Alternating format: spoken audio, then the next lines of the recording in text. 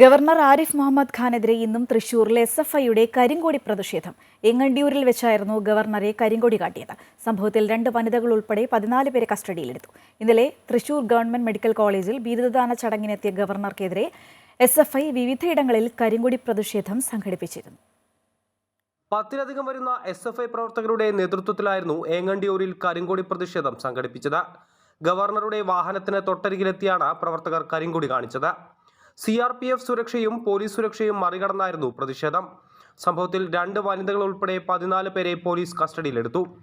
ഇതിനിടെ കരിങ്കൊടി കാട്ടാനെത്തിയ SFI പ്രവർത്തകരെ BJP പ്രവർത്തകർ തടയാൻ ശ്രമിച്ചത് സംഘർഷത്തിനിടയാക്കി.